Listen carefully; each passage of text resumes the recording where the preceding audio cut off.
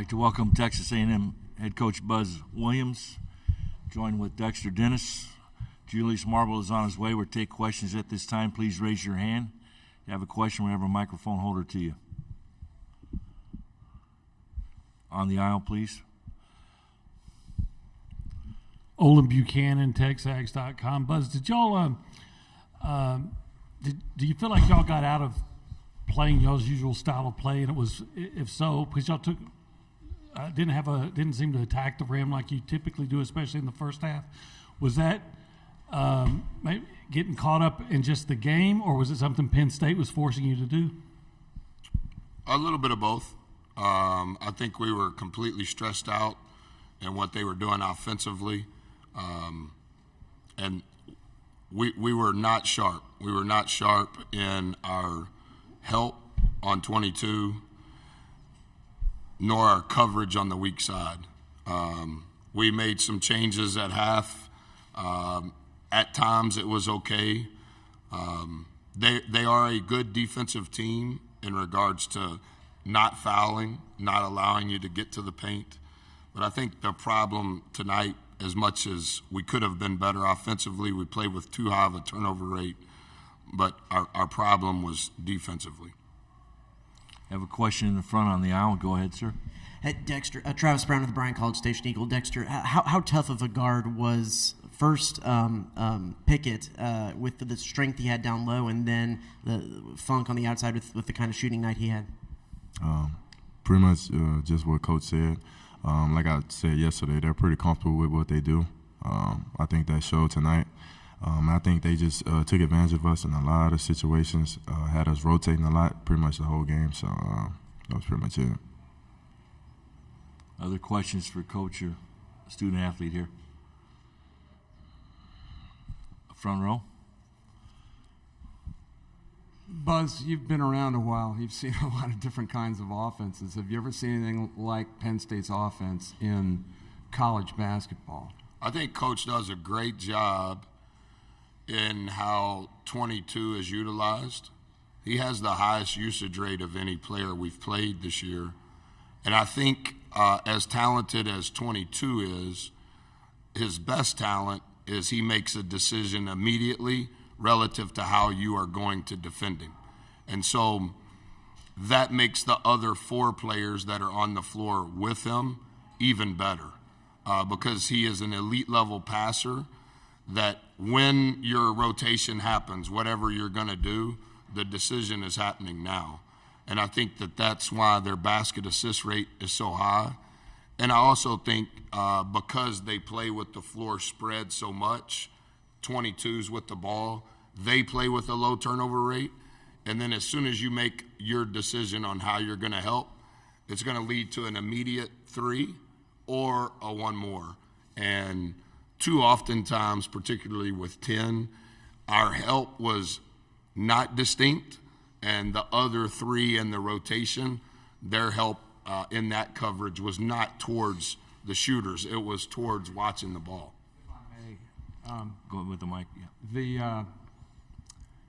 The challenge for a bunch of players who've never seen this must be crazy, and you've got one shot to get it right, and if you don't. Yeah, it is a unique style in regards to the decision is coming from a player, and stereotypically speaking, that decision is coming in the middle of the floor. And so no matter what you're doing, whether it's zone, whether you're switching, whether you're not switching, they're going to get the matchup that they want on 22. And then if you don't help, then he's going to play in the middle of the floor with the ball. If you do help, the ball is immediately going towards where you have one less guy. And they did that extremely well tonight. On the aisle. Brent Zwerneman, Eastern Chronicle. Buzz, could you sum up the season, getting the Aggies back into the NCAA Tournament first time in 5 years? Well, I just told the group I'm really bad at beginnings, and I'm even worse at endings. And I probably should grow up and be a little more mature in planning that better. I just don't like to pre-plan what am I going to say if it goes bad. I want to keep playing. And as yucky as this game was, I think we will look back at what's transpired over the last 75 days with great memories. And I think that it speaks to who these guys are. I think it speaks to their parents. As you know, 6-5, December the 20th, and 120th in the net, 2 quad 4 losses. What has transpired since then has been so good. And I think as time goes, we'll look back at all of that. It's just emotional to get to this stage, play in the championship game for the second year, hurry up and come to Des Moines, play a very unique offense. They played incredibly well. We played incredibly poor. And as frustrating as that is, I get it. I understand it's results-oriented. But what transpired to get here has been really good, and I'm incredibly humbled and thankful. Up front. Travis Brown of the Bryan College Station Eagle. For both players, kind of along similar lines, Dexter, what did this season mean for you and as your final one in college? And Julius, what does the season mean for you, and what do you think this leads to moving forward? Start with Dexter first. I think this season for me was a great experience. I think looking back on my 4 or 5 year college career, this was my best year from front to back. Not just when I say basketball, I'm thinking just off the court, just being an Aggie. I think this was my best year. This is the most fun I've ever had. Being around a group of guys and who just love the work, who love the process. I'm extremely grateful that Coach Williams, Coach Johnson took a chance on me. And I think in the future, I think it sets us up, well, the Aggies up for just being a tournament team. You're one of us. Sets us up for just being a tournament team contenders every year, and not just 1 year at a time. So I'm extremely humble. I'm extremely grateful to even just be a part of this program. Yeah, I'm piggyback off that. This has probably been one of the most fun I've had in college. This team is just really special, and we're all really close. And you hate to see it end like this, but I learned a lot from all the guys here and the coaches. And I'm glad that they came down and recruited me and took me away from Michigan and took me back home, and I was able to share this journey with them. I have time for 2 more questions. Yes, sir. Kirk Bowles from the Austin American-Statesman. Buzz, everybody said you guys were underseeded. How underseeded is Penn State? Have you seen a 10 seed any better than this? I don't think that in my career that was I haven't looked it up, so if I'm speaking out of turn, it's not my intent. That was our 9th time in the tournament. I don't think that we've ever been a 7, so we've never played a 10. And I know I mentioned it on Sunday night and Monday morning.